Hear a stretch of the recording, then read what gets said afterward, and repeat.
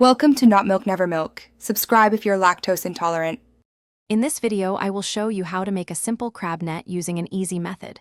First, let's gather our materials. You'll need a sturdy wire mesh basket, some strong fishing line, and a reliable bait clip. Don't forget your measuring tape, wire cutters, and a good pair of gloves for safety. Selecting the right basket is key. Ensure its openings are perfect for holding bait while allowing crabs easy access. Now let's prepare our basket.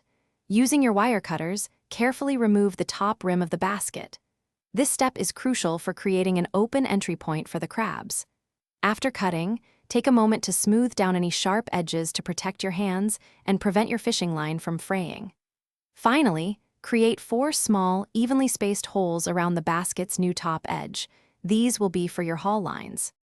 Next, we'll attach the haul lines. Cut 4 separate pieces of strong fishing line, each about 3 feet or 1 meter in length.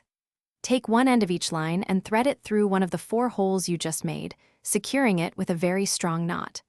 Once all 4 lines are attached, gather them together at the top and tie them securely to a single, longer main haul line.